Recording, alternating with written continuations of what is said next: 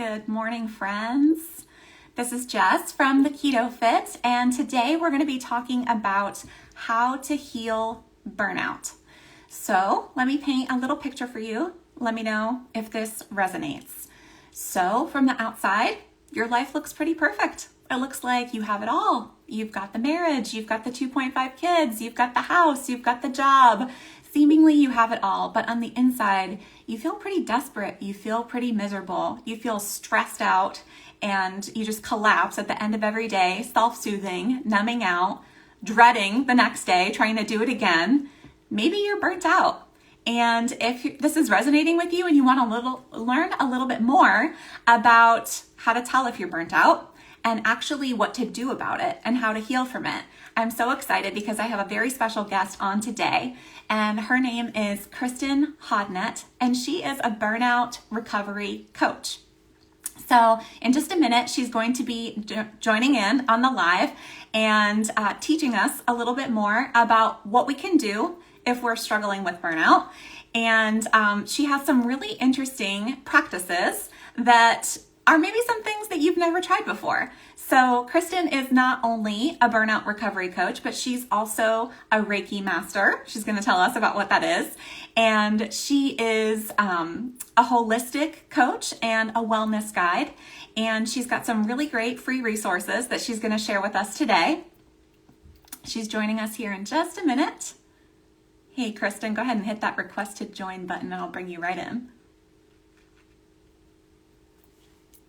So as you guys are watching the live today, if you have any specific questions about burnout, make sure that you put them in the feed, and I will make sure to ask Kristin as we are going through with the interview.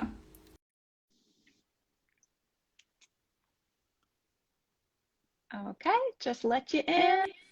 Hey! Hi, Kristin. Hello. Hi, Jess. How are you? It is so good to see you.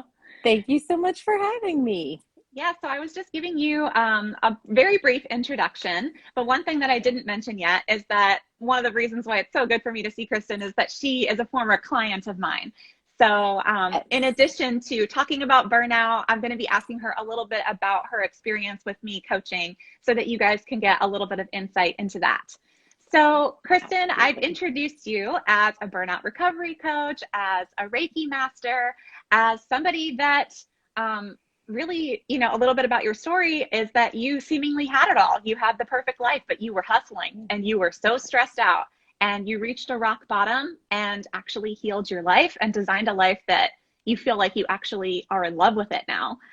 Would you tell us a little bit more about your story? So how did you know that you were burnt out?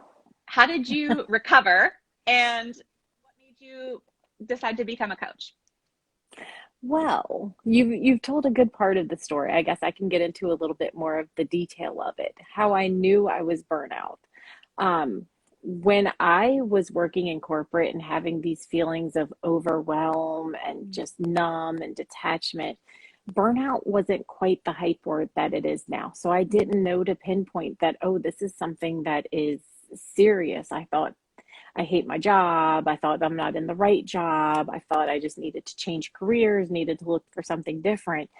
And I started reading more and more research about burnout, and I found that I was checking all of the boxes. And I made a decision that I was going to leave my corporate job that I had been at for 10 years, which was my dream. It was my second job out of college. I wanted to go into the finance industry. It's very high demand. It's very high pressure. My job was very high pressure. And towards the end of my 10 years there, I just found myself, maybe other people can relate to this, I find myself crying in the car on my lunch break, trying to pull myself together. I just didn't have the energy for the simplest tasks. I didn't have the brain capacity for it. And I gave my 2 weeks notice. And on the Friday, that was my last day at my job, I ended up in the ER with heart problems. And no family history of heart problems, no individual history of heart problems. And the only thing they could chalk it up to was stress. And I knew at that point, laying in that hospital bed, that I had made the right decision and that it was time for me to take back control of my life and to start to find my values and my priorities and to make my health number one. Wow. Yeah. Yeah. So I'm sure so many people can resonate with what you're saying.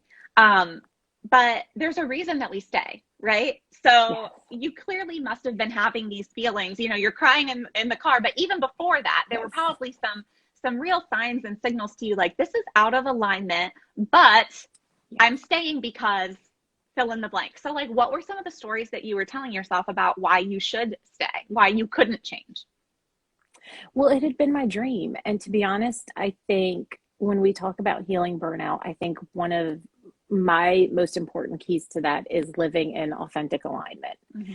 And being in a job where I wasn't in authentic alignment, like you said, it gradually ate away at me every day. Every day I realized this isn't what I want to be doing. This isn't where my skills are best used. And it just, it got to the point where it became more uncomfortable to stay than to Mm-hmm. go. And I think that's when most of us make changes. We can stay in our comfort zone until it's not that comfortable anymore. And that's the point that I got to where it was more uncomfortable to stay than to test and see what was out there. And I'm very fortunate that I have a supportive husband, and he was able to help me, and we were able to budget and finance so that I could take that time off to take care of myself. So Yeah. I'm very blessed and grateful for that.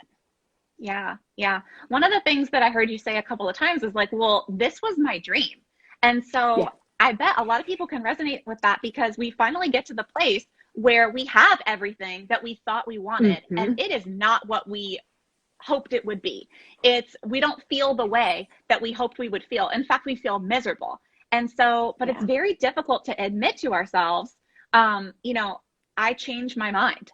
I actually don't Yeah. want this anymore because we feel like maybe there are other people watching us who would say that we're crazy. Like, were Absolutely. you afraid of what people would think? Oh, I was terrified. I had family members that said to me point blank, "What are you thinking? You have a Mm-hmm. great job that people would just kill to get their hands on. You have great benefits. You've risen up in the company. This is what you've wanted." And I said, "This is what I thought I wanted, but it's not what I want anymore." And somebody told me something, and it's kind of cliche, so I'm sure a lot of people have heard it, but I had a picture in my mind of what I wanted my life to be. Mm-hmm. And I had gotten to the point where I had achieved what I thought that picture was. And like you said, I was still feeling miserable. I still wasn't feeling fulfilled. And I realized I had two choices. I could change the picture in my head to Mm-hmm. match what I really wanted with my life, or I could commit, double down, and be miserable and make my life match that picture in my head. Mm-hmm. And that's really the two choices that we're faced with. Is that's where the biggest disconnect comes in from all of us. We have these ideas in our head of what our life is going to look like, what we should be doing, what others want us to be doing, the pressure that we put on ourselves to be perfect in everything we do. And it's just, you have to make up your mind that this this is what I thought I wanted, and I'm willing to walk away from it and say it's not, because it's not doing what I wanted it to do. Yeah, yeah. I'm sure too. Like this is so good. This is so juicy because when you're talking about this, I see so many overlaps here with like a weight loss journey as well. Like how many of us have actually, seen that number on the scale that we were chasing for so long and it is unfulfilling. Like you actually don't feel how you thought you were going to feel. You still feel pretty miserable because you were miserable getting there the whole time. Like it was actually like self-punishment, self-restriction, just telling yourself, I have to get here. I have to get here, hustling, to do it and taking all sorts of extreme measures to do it. And so I love what you said. Like you have two choices at that point. Like, okay, you could either change your vision of what you wanted this to be. That might change, like maybe I don't need this number on the scale. Maybe this isn't actually maintainable. Maybe I could be happy at 5 or 10 pounds heavier or whatever it Yeah, might be, but like adjusting our expectations. So absolutely. did you feel, um, because basically you're saying like, I got to this point where I realized I could change my situation. Like I could change the circumstances here. But a lot of times I think we go through this point where we're like, well, the problem's not with the circumstances. The problem's with me. Like I can't hack this, right? Like Yes. I need to just be stronger or I need to just like suck it up or whatever it might be. Did you feel like the problem was you? Like you're weak. You can't hack Oh, it. Like, and how did you get through that? certainly for a good period of time before I left my job, I thought, you need to be stronger. You need to be tougher. I was in a very male dominated industry. So I was, you've got to shove your feelings down. You've just got to put your foot to the pedal and you've got to keep going. Like, this is what you were raised for. This is what you were made to do. Like, you've got to step up. And there comes to a point when, what are you stepping up for? What is it bringing you? What is this constant hustle and grind bringing you? But exhaustion, overwhelm, depression, sadness, disconnection from your life. And that's when you have to decide, it's really so much about stepping into yourself and stepping away from the external world. Yeah. And that's how you let that pressure go. It's so true, because nobody else has to live inside your head except for you, right? And so from the Exactly. outside, everybody's like, you're crazy. That's a great life. I would kill to have that life. But, Yeah.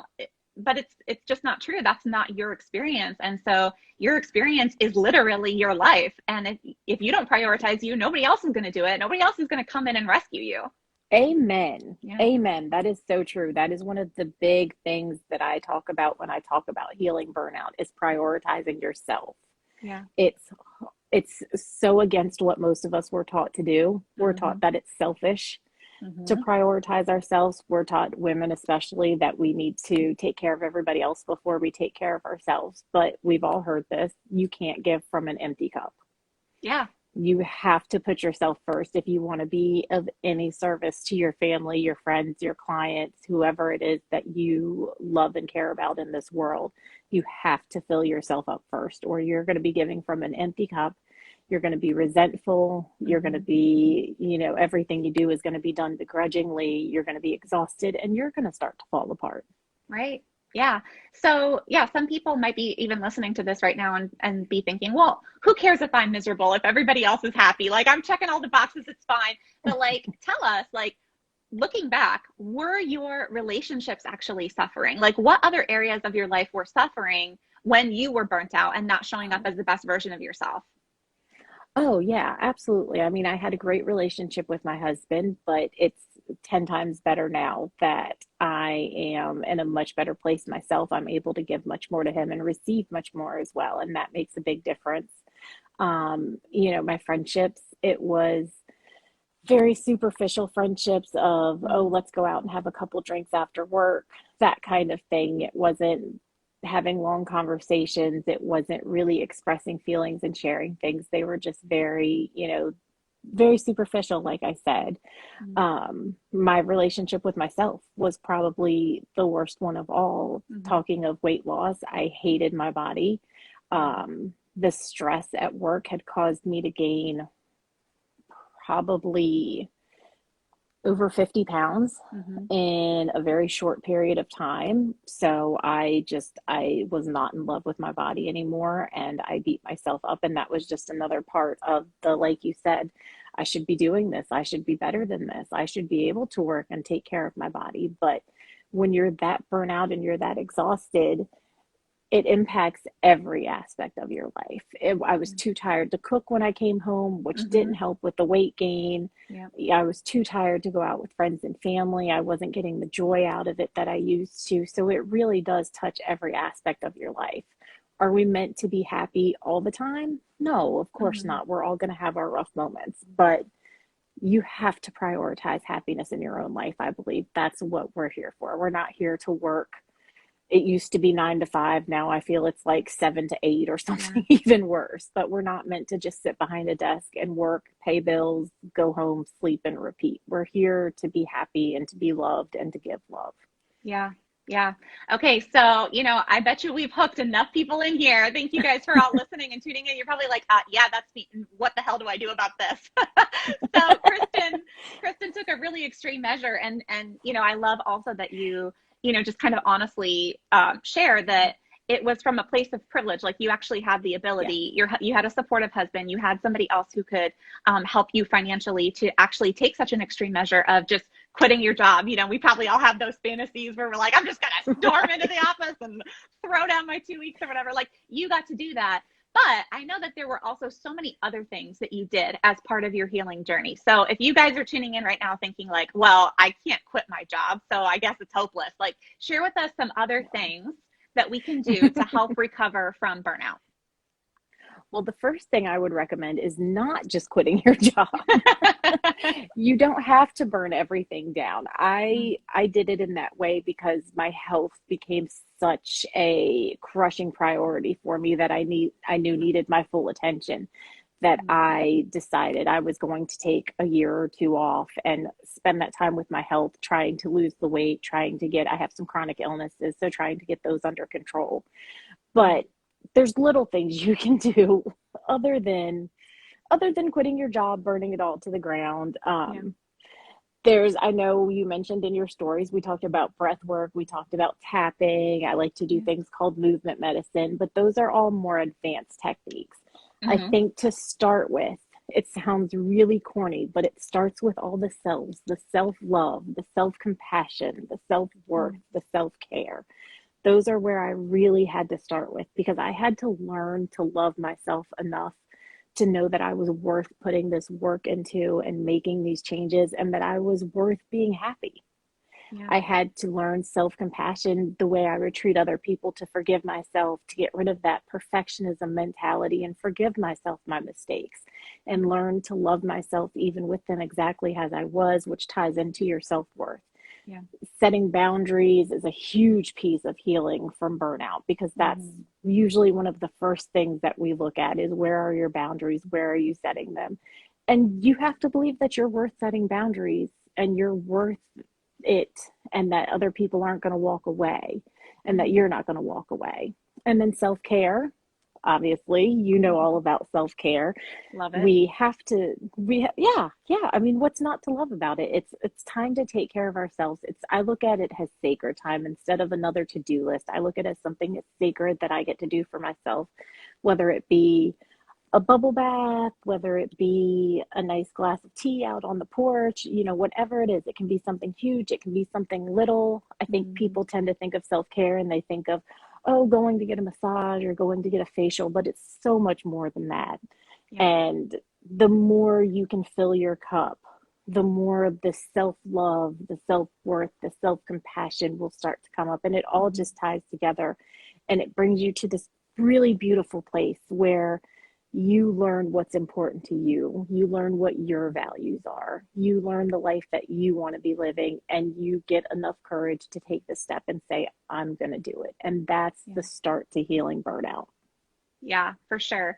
And for people that are tuning in thinking like, self-care, I don't want to take a bubble bath. I don't want to, but that's just not my style. Like, the most fundamental form of self-care that I promote is what you eat. And so for me, like, my most basic self-care that I commit to every single day is eat, sleep, and movement. And that just means I take a walk every day. Like, some days it's longer than others, but getting yourself out in the sunshine and moving your body in whatever small way you can do, eating foods that are actually have nutrition, not just a bunch of processed crap that's going to make you feel awful and ride the blood sugar roller coaster, getting enough sleep every day. Like, these are self-care, and if you're not doing these, the bubble bath is it's going to last 30 minutes and then you're going to feel like crud or whatever. Like, those are the fundamental things that we really have to start to take care of. So for anybody listening that just feels like, oh, those things sound a little bit unattainable, or I don't know how to do breath work or meditate, or, do I have to have crystals and all these things to practice self-care? Like, no, just start with, the same way that you would take care of a baby that you just brought home from the hospital, make sure they're fed, they're getting enough sleep. And, I would say movement, move your body, like, make sure, like, play, like, all of the basic things that you would do with a baby, like, start there, that's self-care. So I love that you say play. I love that you say play instead of fitness or exercise, and talk about movement, because I hate telling people self-care is exercise, because I feel like when I've been at my lowest and I've been struggling, the last thing I've needed is somebody to tell me, oh, you need to exercise and you need to eat right. And I'm like, I can barely get out of bed. Exercising is not top on my list. But movement, we can look at with such a more gentle perspective. Like you said, it doesn't have to be an intense fitness routine. It can be a nice walk around the neighborhood. It can be my husband and I love to do partner stretches in the morning, Yeah. just to get up and get going for the day. You know, it can be something so simple. It doesn't have to be a 30-minute routine. Yep. In my morning routine guide, I actually talk about some workouts that are 7 minutes and will give you a full body workout. So Yeah. everybody that says they don't have 7 minutes, you can find it. Yeah. Yeah. And I wanted to ask you about the morning routine too. So like, I know you're big on that. So how does the morning routine actually help with burnout? And what type of things should we be including? The morning routine, and I hate to call it that because I know when people hear morning routine, and I was the same way, I thought, oh no, here's some influencer that's going to give me a 2-hour morning routine that I don't have time for. The difference behind my morning start, I like to call it my sacred morning time, is that it's not another checklist of to-do items that you have feel pressured to add to your day. The intention behind it is completely different. It's simply to take, with my book, I talk about doing it in 30 minutes. So it's simply taking 30 minutes out of your morning and making that sacred time for yourself. And it's including things that you would normally be doing anyways. I talk about hydration. I talk about movement. I talk about meditation. So it's very basic things. And really, you could do these things at any time of the day. If you absolutely can't fit it into your morning, fit it into your afternoon or your evening. But for me, the power is in the morning because I also include a worksheet that you can use to intentionally plan your day. And that to me is the secret sauce. It's taking that time in the morning when my brain is refreshed from meditation, when I'm hydrated, when I've first woken up and gotten that nice big drink of whatever I'm having that morning, to sit down at my worksheet and know that these are my goals and these are my gratitudes. And I'm basically spending 5 minutes, if that, walking through the template, filling out my day. And my day starts from such a more intentional space. And that, again, brings you back to living in authentic alignment, the cure for burnout. Yeah. I love that. And, you know, I like that you mentioned too, like if you're not a morning person or you just don't have the time in the morning, like it's okay to do it at another time of day. I'm very much a morning person. And so I do have a morning routine, but when I was a new mom, I did my morning routine in the afternoon during nap time, you know, because I just couldn't do it first thing in the morning. It was a little too nuts. Yeah. And I couldn't do it at night because I was freaking wiped, you know, but I do work with clients too, who, you know, their nighttime is when they feel most alive. You know, that's when they feel most motivated. And so I love that you're saying it's just about having intention for planning your day. So if you're a nighttime person, you could just have intention of planning your day starting the next morning. Like, but you're going to sleep with intention of knowing, well, tomorrow morning, this is what my day is going to look like. And I'm going to be intentional. Exactly. Yeah. Exactly. And I think that the morning routine is a really good example of boundaries too, because you're saying like, this is my time. It's set aside. Like, I'm going to take this time for myself where I'm not available to other people. And even if that means you have to wake up a little bit earlier for that to happen, if you have to wake up before your kids, or if you have to have a conversation with your spouse or whoever you live with and just say like, when I'm sitting on the couch by the window, please don't interrupt me. That's my morning time. You know, like we joke around until you see me have 2 cups of coffee, don't speak to me, you know. But it is a really good Coffee lesson. can be self-care too. Absolutely, it can. It's my self-care. It's just a good lesson in, you know, setting a boundary of like having a time when you're unavailable to anyone except for yourself. It is. And it's crazy to think that sometimes the hardest boundaries we have to set are the ones we have to set with ourselves and not with other people. For sure. For sure. And I love that you mentioned earlier too, like regarding the boundaries, if we could dip into this a little bit.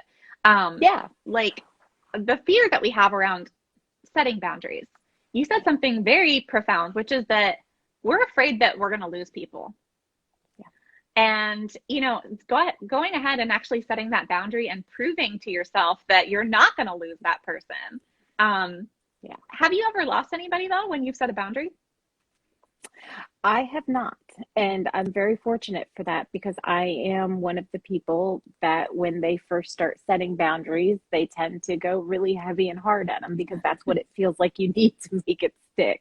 Yeah. And luckily I've always been able to communicate with those that are close to me. I'm very blessed with that. So in setting my boundaries, it was a lot of conversations of this is why I'm setting this boundary. This is why it's important for me. This is how it's going to make our relationship better. This is how it's going to benefit both of us.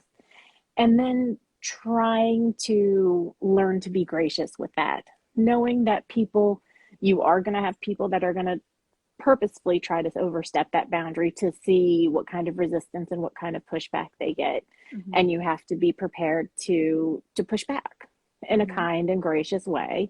And there are going to be people that overstep it accidentally because it's just what they're used to. And in the same, you just have to be gracious and remind them that, this is my new boundary. And I think that when you do it with the best of intentions and with explaining yourself and why you need it and how it helps them, I think it gives people an easier time to buy in. And really, truly, the people that love you want to support you and want to be there for you. They want to hold up your boundaries. So the people that are really meant to be in your life are not going to walk away. Yeah. Yeah.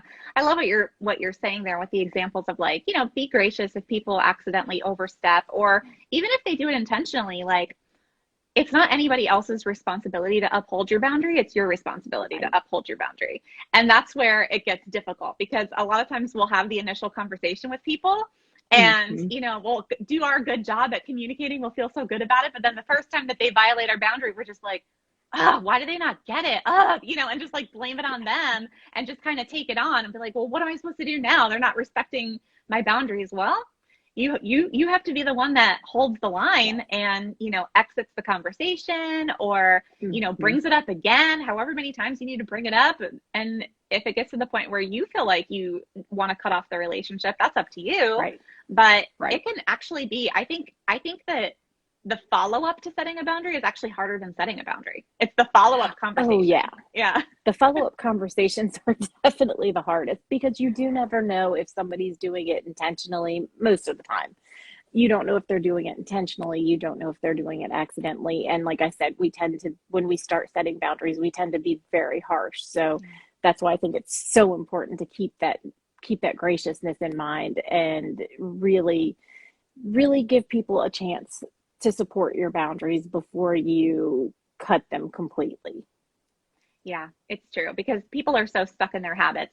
For example, if you have somebody in your life and there's just a topic that you really don't want to talk about with this person, like you don't want to talk about your ex, or you don't want to talk about their ex, or you don't want to talk about, whatever it might be, or, if there's a hot button thing and you want to set a boundary with that, well, they're probably going to bring it up again because they've been so used to talking to you about that all the time. And you'll have to remind them like, just wanted to remind you that I don't want to speak on this topic. Let's talk about yada, yada, and, redirect. But it's very hard because, and I've been there too, but like, you don't know if they're doing it on purpose or, I suppose on accident or unintentionally. And so a lot of times we'll just get so stuck in our heads because we'll start telling ourselves the story of this person doesn't respect me, and we'll be like outraged and we're just like stuck in our own anger and so on and so forth. Yeah. But I like that you mentioned, try to give the most generous explanation possible, at least to start out with.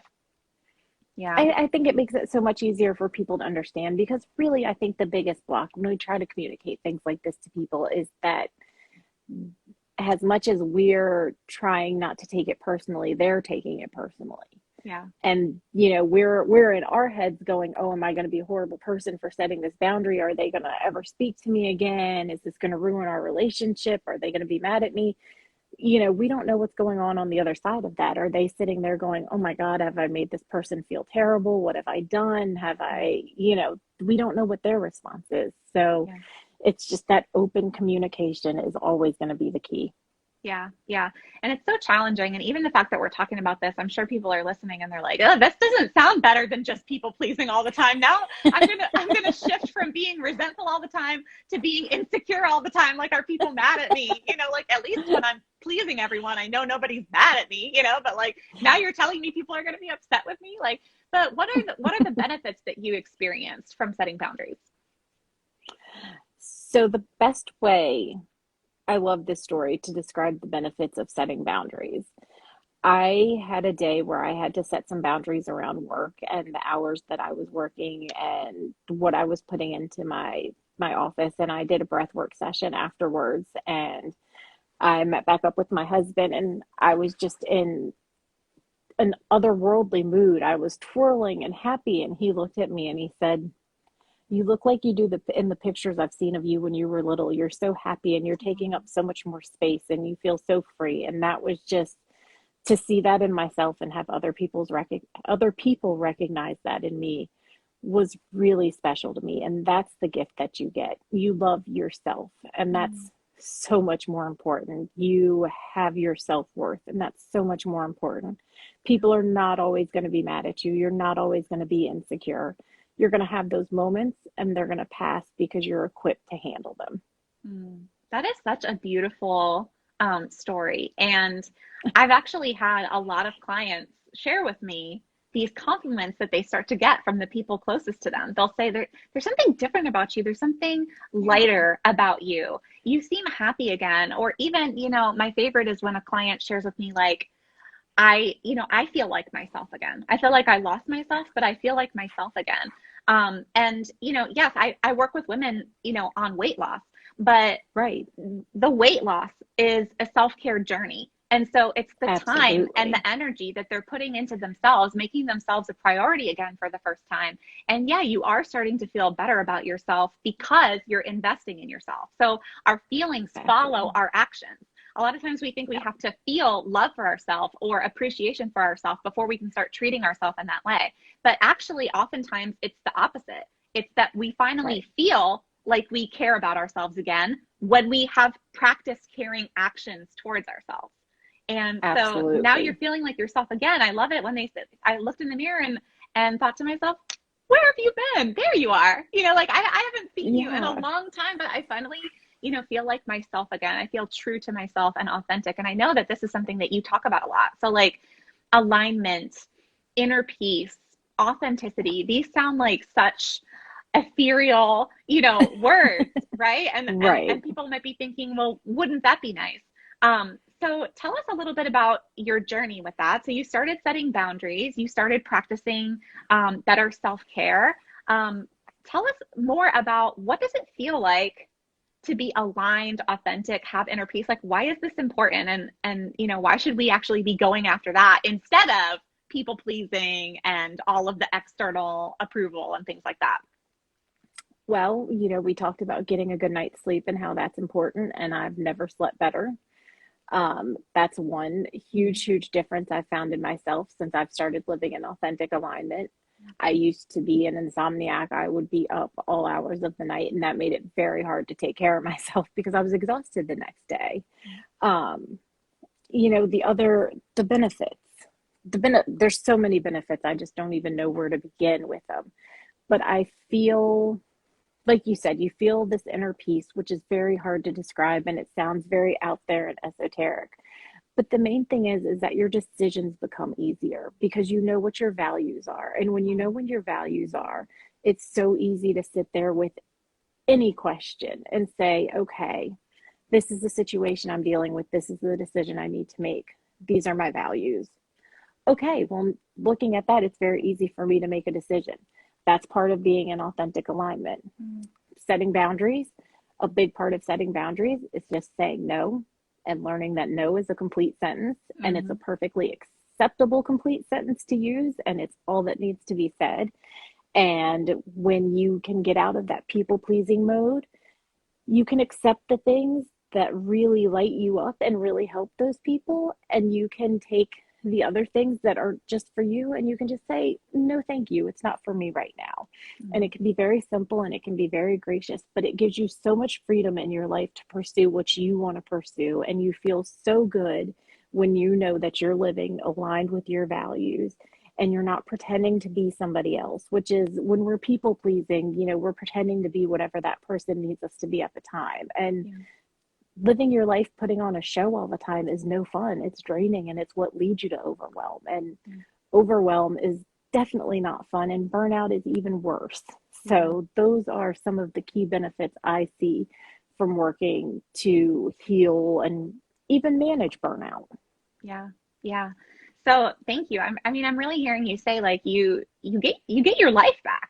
Like, most of us we're living our lives surrendering them to everybody else's agenda. And then we're so angry and resentful and frustrated that the little bit of time that we do get for just us, we spend it just numbing out, drinking the wine or watching the Netflix or emotional eating or whatever it is. And we Yeah. really don't actually truly have our lives. We are, just kind of participating in somebody else's plan for our life, whoever they are. Yeah. But like, people will always have demands of you, and you could sit there and just be so accommodating and be so people pleasing. And that's what most of us are doing all the time, but we're miserable, and it takes a real toll. I'm thinking of, and I tend to mention this a lot if, people that are regulars are tuning in, but there's this fantastic book written by Bronnie Ware. She was a hospice nurse, and she wrote a very famous book now called The Top 5 Regrets of the Dying. And she would sit with people on their deathbeds and listen to them, and they would share these regrets. And so she said most of the people had very similar regrets. The number one regret was, I wish that I lived a life true to myself, not the one that other people expected of me. And, another top one is, I wish I'd let myself be happier. Like, I love that she says, I wish I let myself be happier. Like, I wish I spent more time with the people that I really cared about. Like, you guys, if you're listening right now, just go Google that. You don't have to buy the book, and just Google, like, what are the top 5 regrets of the dying? And the BuzzFeed article will come up or whatever. But, it's serious, because you could go your entire life and, just keep surrendering it to somebody else's agenda. But you have the opportunity right here, right now. If you're listening, it's no coincidence that you're listening to this right now. And if you're feeling a pull, you could change your life today. And it doesn't have to mean quitting your job. It could just mean something small, like starting a morning routine and building from there. Yeah. Okay. Exactly. So I want to ask you about some of these more, woo-woo things, and I've never actually talked about this on IGTV or on the podcast yet, but I want to share more about it, because I think that people are probably pretty curious about it. It's something that I was curious about for a long time, but I was also super nervous and super scared of it. I was like, what the heck is this? Now, the reason why I was scared, and maybe people that are listening are like, yeah, I can see that, because I was brought up in like a very conservative, religious, very like fundamentalist, religious, kind of oppressive background. And so that's my experience. I'm not saying that this is what everybody's experience was who grew up in this type of thing. So if that doesn't resonate, please, I'm not speaking from judgment here. But as a result of what I was taught as a child, I felt a ton of fear surrounding any kind of spiritual experience that might be outside of the realm of, read your Bible, pray, go to church. And so, but I was always a little bit curious about it, right? And so you're a Reiki master. Can you tell us what the heck is Reiki? And how did it help you?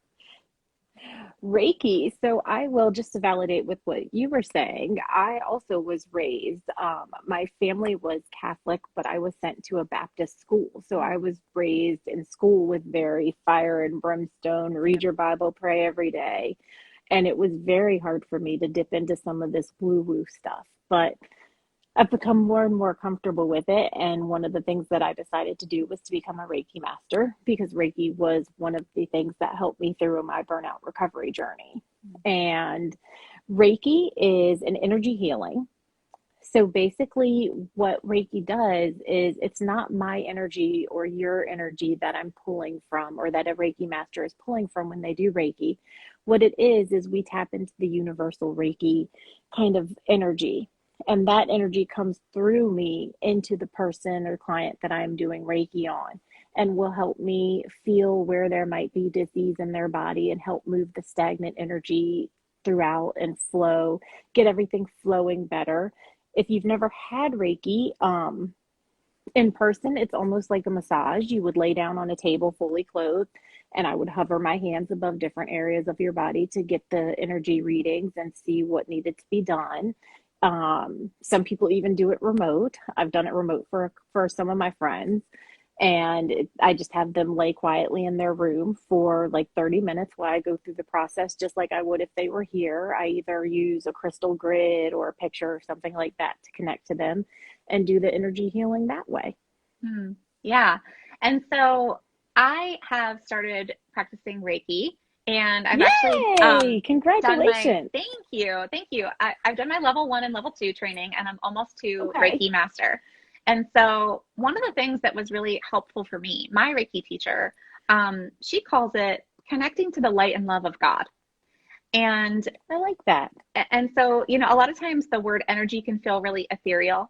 But if you do believe in God, and you know, you've been brought up in it from a church background or whatever, connecting yourself to the love of God feels a lot more accessible than just tapping into the universal energy. And it's okay that you phrased it that way, and some people will resonate more with that. But I just wanted to share my perspective as well, is basically like, for me, it was tapping into the love of God and sharing the love of God with another person. If you're the Reiki practitioner, that's what you're doing. You're connecting yourself to the love of God, and you're basically becoming kind of like a vessel, or like a tool for God. A conduit. Yes, exactly. For the love of God. And so it was relatable to me because I grew up in kind of like a more charismatic church. And so one of the things that we would do is, actually, when somebody needed healing, like physical healing, we would say, come on down to the altar and we're going to put our hands on you and we're going to pray for you. And so when I learned about Reiki, I was like, this is like that, you know? Like, it made a lot of sense to me. And honestly, I'll share my experience too, is it felt just like that. Like if you've ever, you know, if you're a Christian and you've ever had somebody lay their hands on you and pray for you, and that feeling that you get, it's like it's a very spiritual feeling. It's almost like a heaviness. It's not the heaviness of the person's actual hands on you. It's like a heaviness of like, you feel the presence of God. And the first time that I experienced Reiki, it was just like that, you guys. Like, it felt like being like at the altar call. If you guys are resonating with this language, like that's what it felt like. And I was like, it's the same feeling. It's the same spirit. It's God. It's the love of God. And so this was another way for me to experience healing. And I felt pretty comfortable with it. At first, I was super freaked out. It took me like a year before I would actually like go to this place that I was like looking at online. I was so scared, you guys, but I finally did it. And I was so blown away by how beautiful the experience was. And I kept going. And one of the things that I found pretty helpful to talk about was trauma, where I didn't actually feel as safe talking about trauma in like a religious church background. The reason for that, interestingly, and I don't want to make this more about me, I want to get back to you, but the interesting thing for me was, where I felt more comfortable with it, is this idea of forgiveness. And so a lot of times forgiveness in like a church background feels mandatory. It feels obligatory, and it feels like you better get to it, like forgiveness, you know? And so I loved taking this idea to create some space for like, but what about what this has done to me in my body, mind, spirit, and soul, and clearing that out has to happen before you can actually get to forgiveness. Because I'm still carrying that with me. Like, it's affecting me. It's affecting my nervous system. It's affecting, you know, we talk about the chakras, right? With energy healing, but like, for example, you know, if you have stuck energy, like maybe you were in like an oppressive environment as a child, maybe somebody, you know, you weren't allowed to speak up for yourself as a child. And so we'll talk about, well, you have stuck energy in the throat chakra. And so you need to clear that out. But again, this is probably sounding like so crazy to people, but like, how do you know? You're the Reiki practitioner. How do you know when somebody has stuck energy in a certain area of their body? Well, I think it's different for every Reiki master based on the ones that I've talked to. For me personally, I usually just get a message in my head to hover over that part of the body a little bit longer. And it doesn't necessarily tell me why, but it will just tell me to stay there. And I will do that and follow the messages that I get from there, whether it tells me to stay or to move on. I think that's one way. Another way for me, doesn't happen for everybody, but it does happen for some people, is my hands will start to get warm and tingly. And that's how I know there's something going on in that area. And that's an area that I need to stay with. Yeah, that's interesting. And so it kind of is this area of believing that like, well, we have some senses beyond just our five senses.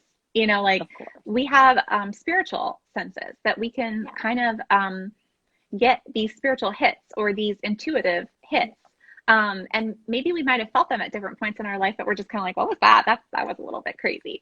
But for me, this was not a far leap for me because, again, growing up in the charismatic background that I did, we actually were taught about gifts of the spirit is what it was called. And so this is spoken about in the Bible, particularly in Romans and Corinthians, if anybody's listening. And like, so I kind of want to draw this parallel because it might open your mind a little bit.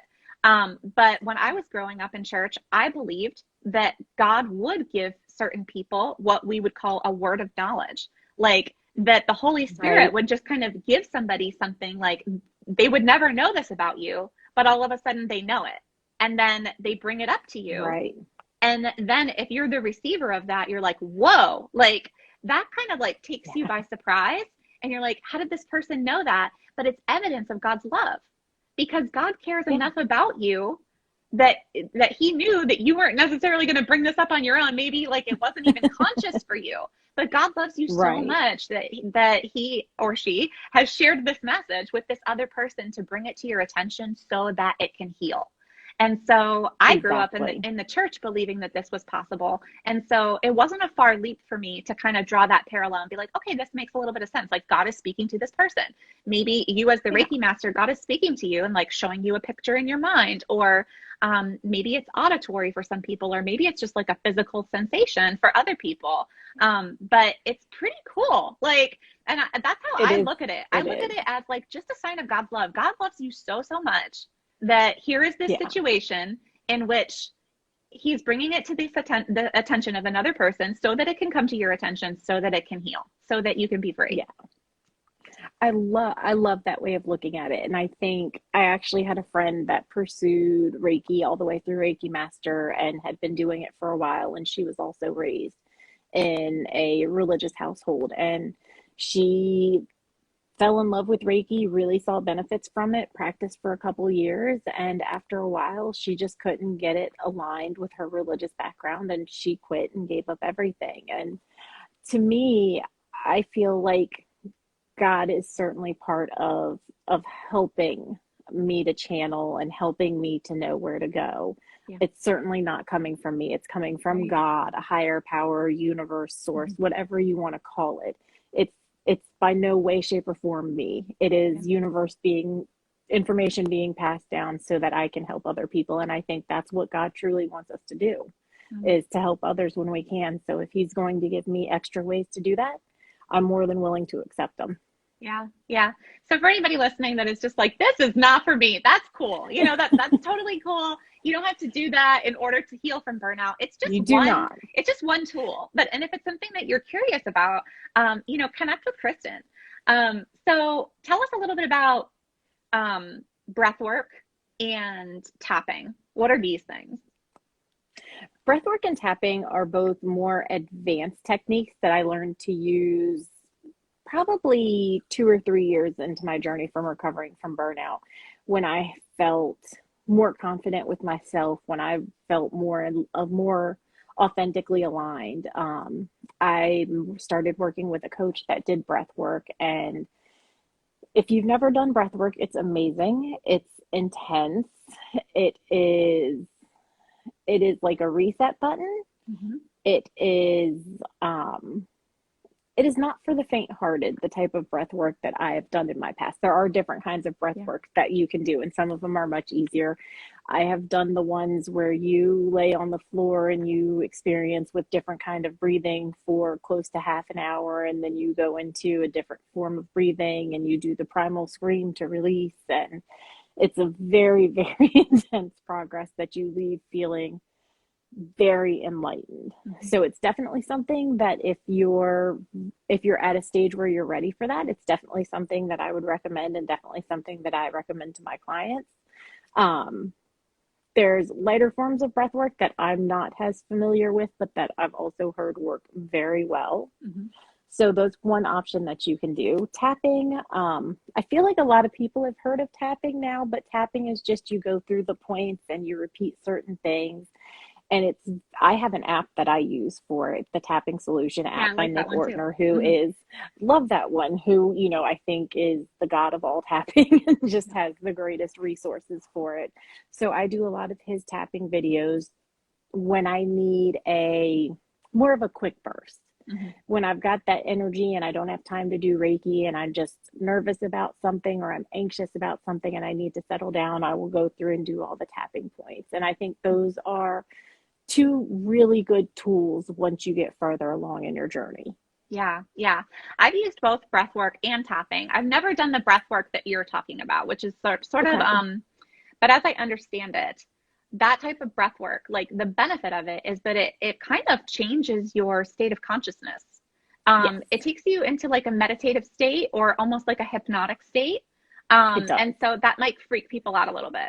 But there are forms of breath work that don't do that. It's almost like a Yeah. guided meditation. And so you Oh, can yeah. download an app for breath work. There's a lot of great ones. And there's nothing spiritual about it, you guys. So if you feel like, this is not aligned for me with my spiritual beliefs, it's actually, it's there's nothing to it.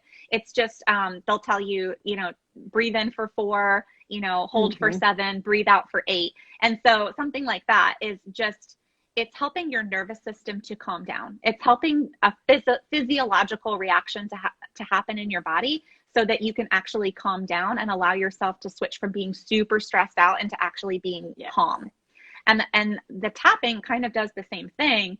And, it says that you're tapping on different energy points in the body or meridian points in the body. And so this is linked to like Chinese medicine. However, there's, Western medicine is now catching up with this, and we're saying, okay, one of the biggest benefits to this is what's called bilateral stimulation. And so it's, the right side of the brain is connected to the left side of the body and vice versa. Right. And so when we actually stimulate, both sides of the body, it allows the two sides of our brain to connect better with each other.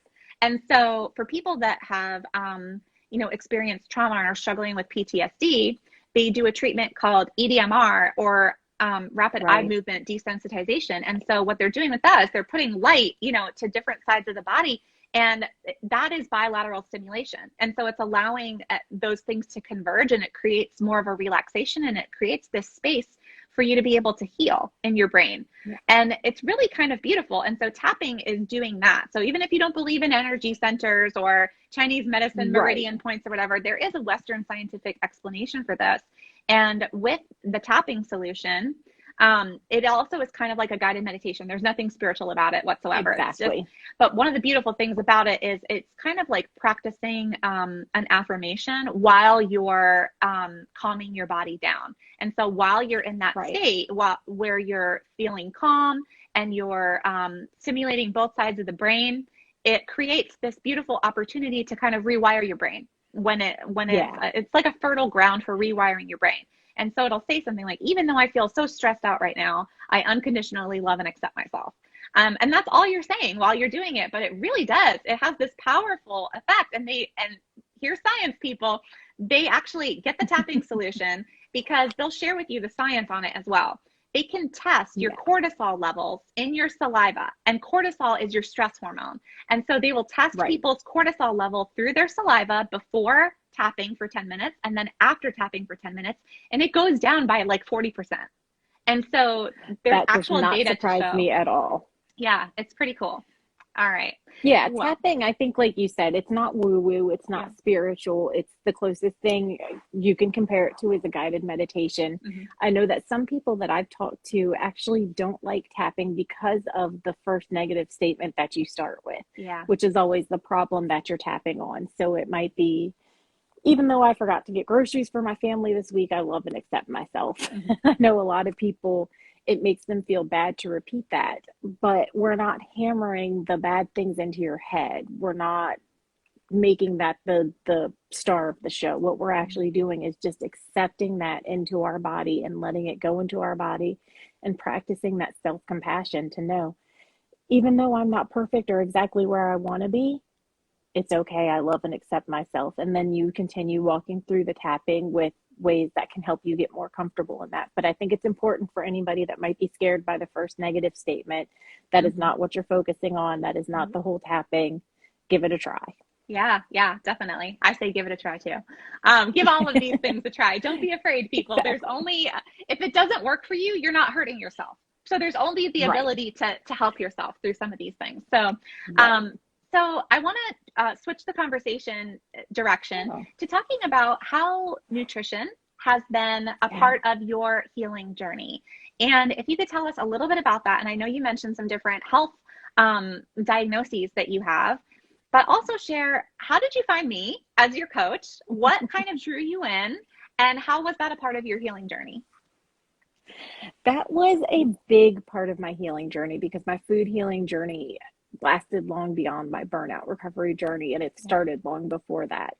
And people are probably going to laugh at the way I found you, but I was on LinkedIn and looking for a keto coach specifically because I was trying to use keto to help control my type 2 diabetes. And I saw you as the SelfCare keto coach, and I don't even know if I just paid you immediately or if I even scheduled a call with you. We had a call. Yeah. But I was like, self-care, this is what I'm talking about. I've studied nutrition. I know nutrition. I know what I should be eating. I need to make eating right and nutrition a part of my self-care, because if I love myself enough to take care of myself, then I need to love myself enough to be putting the right foods in my body that are right for my body. And so seeing the self-care, and then when you and I connected and I learned that you really were focused on, not to say that you're not focused on nutrition, but that you really were focused on self-care. And we did different exercises that I haven't done with any other nutritional coaches that I've worked with that really helped me see my strengths and see how I could tie them into my weight loss journey, which was something I hadn't done before. Right. And probably part of the reason why I had been floundering. But really it was the self-care aspect of it. Self-care was so important to me, and learning how to make food something that was self-care for me was really important.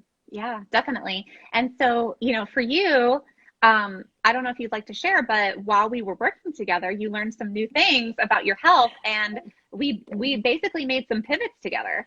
So tell us a little bit more about that. Do I win the most challenging client award? No, not at all.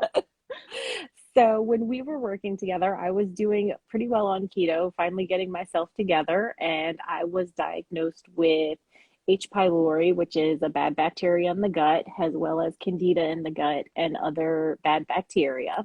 So I had to totally change my eating protocol and start taking supplements and medications to try to kill all these bad bacteria, which meant that I couldn't eat a lot of the keto foods that I was eating, and I had to do a quick pivot to try to change and keep the foods as healthy and whole as possible and still fit them in with what I was allowed to eat on my protocol for my diet. And I have to say, you were great at pivoting from, I think Monday we were doing keto, and Tuesday I think I messaged you and said, I have H. pylori, I have this, I have that, and we need to totally tweak my diet. And you helped me figure out what I could still eat and kind of what was worth adding back in, because there were some non-keto things that I did add back in just because there weren't enough foods that I liked that I could eat. Yeah. But it was so great to have that support. And I wasn't sure how it would go with you being keto focused, but you were fabulous with helping me find the other foods that I could eat and try to stay as close to keto as possible while still getting in the other foods that I needed to heal my stomach. And I'm happy to say that I've completed a round of medicine and it is getting much, much better. That's so awesome. Yeah. And so that actually happens to me with several clients, where that's good to know. We learn something new about them. Now I think I have a dairy intolerance, and previously we were relying really heavily on dairy as part of, the ketogenic, plan, or I have a specific food allergy. I can't eat eggs. Like, oh, dang, like we need to, we've been eating eggs, left and right with keto, so like, I am not dogmatic about keto at all. Ketosis is a great tool to help you, recover, from certain things. Right. And so, but it's about practicing self-care through your nutrition. And so if you learn something new about yourself, it's okay to change your mind. It's okay to make a pivot. It's okay to bring back in foods that previously you told yourself were not allowed. That's all part of the healing journey. And I actually really kind of enjoy when something like that happens with my clients, because I'm like, ooh, a fresh challenge. Like, let's do this. It's kind of fun for me to go outside the typical realm of, strict keto with people. I still fully believe in it. And I believe that it's a great tool for most people, at least temporarily. But it's the most important thing is how do you feel when you eat this way? You, again, it's talking about like not surrendering your life to somebody else. Like, don't surrender to the external quote unquote keto rules and just think that you have to power through or white knuckle it. Like, even if you're not feeling good, like it's about tuning in to your inner knowing.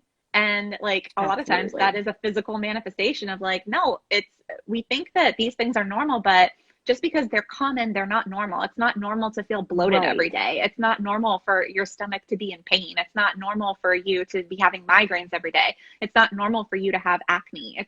These things are not actually normal. It's not normal for you to have, an irregular menstrual cycle. So, but we just kind of tell ourselves, oh, but a lot of people have this. It happens to everybody. Yeah, that's common. And even your doctor will be like, it's not that big of a deal. It's not something really that you should be worried about. But you're like, but I am worried about it. Like, Absolutely. So that's what the journey of self-care through nutrition is really all about. So would you say that there was anything surprising to you about our work together? And what were some of like your main takeaways? I think the most surprising was how quickly you were able to adapt from keto. Like you said, we were using a lot of dairy, we were using eggs. Those were things that I had to cut out. I think I just expected to have, not that you ever acted as a drill sergeant, but I thought, oh no, like she's only keto. She's going to be like, no, you have to eat keto and this is all I can help you with. So I was really surprised at how quickly you were able to pivot. And I think like the day I told you, you sent me articles on leaky gut syndrome, you sent me articles on H. pylori, and I was like, okay, like she's really in this to help people. She's not just one of those people that's preaching the keto lifestyle. She's really, really knowledgeable in food and the body, and she's really wanting to help people and meet them where they're at, even if that's not perfect keto right now. Yeah, definitely. And you also mentioned like the exercises that we did together. Did that surprise you? Yeah. Those surprised me. Like I said, I had never done those with a nutrition coach before. I had done them with like an ADHD coach. I had done one of them, and I had done one of them with another coach, but it was interesting to tie them into the world of nutrition. And it really, I think one of the things I really learned with working together was that I was big on comfort food, but the food that I was giving my body wasn't comfort food for me. It just felt like comfort food. Comfort food wouldn't be tearing up my stomach and ruining my digestion and causing breakouts and doing all that. Comfort food would be what was really nurturing to my body. And that's what I learned to start reaching for. Yeah, that's beautiful. That and read the label. Yes, it's true. It's true, because the ingredients in a food, could be causing inflammation in the body if you're not feeling good and things like that. That's awesome. Thank you for sharing that. I hope it's okay to share one of the things that I remember about our work together, which is that you have a certain personality type. And we were going through these, it's called the 4 tendencies. If anybody wants to look this up, by Gretchen Rubin, but this is one of the assessments that I do with my clients, and it's all about how you are uniquely motivated. And so, Kristin is in the category of a rebel. And so, shocker. And I actually love working with my rebel clients because, the joke is that they're not motivated by external expectations, nor are they motivated by their own internal expectations. And so it seems like a challenge. It's like, well, how do we motivate this person? But rebels are very motivated by freedom and autonomy. They want to be able to do what they want to do in any given moment. And so a lot of the strategies that would commonly work for people, like create a meal plan, prep ahead of time, have external accountability with somebody where they're looking at your log every day, yada, yada, yada. Like, these are strategies that would not work for Kristin. And so these are common strategies that a coach would use. Like a common strategy with a nutrition coach is they're going to tell you, like, write down what you eat every day, and I want to look at it every day. Well, I ask my clients, like, how does that feel for you? Does that feel triggering? Does that feel limiting? We don't have to do that if you don't want to. It helps me to give you more feedback, but actually, if you hate that, then we don't want to make that a part of what you're doing. And so for you, that would feel like so trapping, or the meal planning. That was very triggering for me. Yeah. Yes. And like another common tactic that coaches would use, which motivates a lot of people, but not certain types of people, is like, plan out everything. You have to have it all prepped ahead of time. Do your weekly prep, and then you've got everything that you're going to eat for the whole week. Well, for rebels, that feels so constricting. And that feels like, oh, I don't want to eat what I said I was going to eat 2 days ago. I want to eat what I want to eat right now, you know? So, exactly. so we, come up with a different strategy for people like that, and try to do like ingredient prep. And that way you have like a bunch of different stuff. Like you've got all of these veggies cut up already. You've got like chicken prepared, steak prepared. It's very minimally seasoned so that you can turn it into whatever you want to turn it into. And you still feel the freedom. It's like, well, I do have the ability to throw something together quickly, but I can also just do whatever sounds good today. Exactly. That was what really helped most for me. I mean, I've tried meal planning. I've tried Jenny Craig, where it's all done for you. I've tried Weight Watchers, where you count the points, and that makes it a little bit more flexible. You're not meal planning, but they're also very restrictive for a rebel.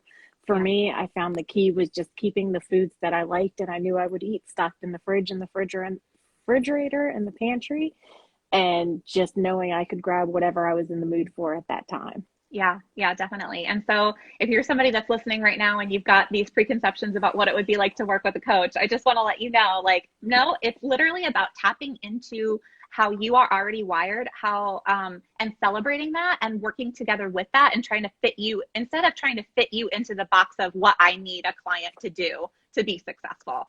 So I'm really here to support you. And Kristin is a coach too, who really has that philosophy of like, she's here to support you in the journey that's going to work for you.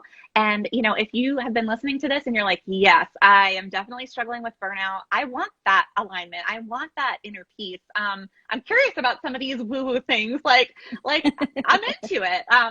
So the last thing that we're going to do, we're going to tell you how you can work together with Kristin before we end here. But I have asked Kristin if she would be willing to do what's called an oracle card reading for us. And so just real quick before we do it, would you tell us what is an oracle card reading? What are we doing here? I will. So for those of you who are familiar with tarot cards, oracle cards are similar but not the same to tarot cards, where tarot cards all have the exact same suit and the same things. Oracle cards are more messages, if you would be a good way to say it. I think it's not just the suit and then like that. So I haven't pulled my deck for you yet. Okay. I thought that I would actually pull, given the theme of the podcast, my sacred self-care card. Yeah, and whatever give us you want all to do. a self-care task to do for today. So let me grab my cards and I will be right back with you. Okay, sounds great. So while Kristin is grabbing that, you guys, I want to let you know about, she mentioned that morning routine that we were talking about earlier. Kristin has a fantastic freebie over on her website, KristinHodnett.com. And so it's a totally free resource, you guys, if you want to snatch that up so that you can create a morning routine. It is. Just go to KristinHodnett.com and it's right there on my homepage. Like she said, it's totally free.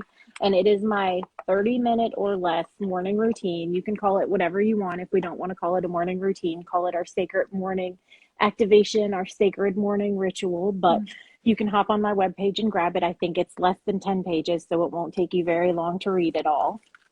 So I've got my sacred self-care deck here. I'm going to shuffle it up and just pick a card for the audience. And whatever it is, I want you guys to go do it today. Sounds good. I accept the challenge. All right. Everybody who's ready to accept the challenge, let's see what we're doing today. We are chanting today. Ooh. Chanting might be a difficult one for everybody. It might be. It might be. Okay. I don't think I've ever chanted before.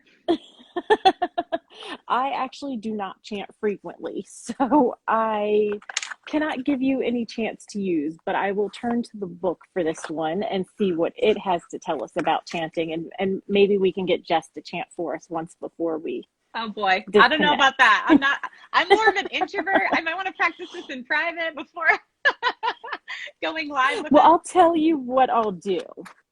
So this, you can't see it here, but these are the chants you can do for the different chakras. So I will go on my Instagram and I will post the different chants for the chakras. And if you get a chance, you can go on my Instagram and practice chanting. That sounds great. Can you give us like one? Like, what does it sound like? Sure, I'll give you like one. So, is one that we're all very familiar with. Oh, like with yeah. Okay. Yep, exactly. So you're just going to do that. And you see that this is a self-care thing that most of us probably don't think about right off the top of our heads, and most of us probably aren't familiar with. So that's why I love this deck. It gives me a chance to learn how to do new things. And of course it pulled a card today that surprised me. But, Yes.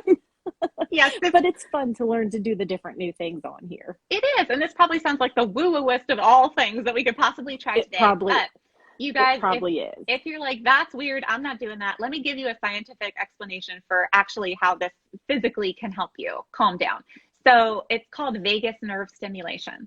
And so there's a nerve that runs all the way through the center of your body, and it's at the back of your brainstem, and it goes all the way down to basically like your hip bone, your coccyx. And so it's a nerve that runs all the way down your backbone. And so this is called the vagus nerve.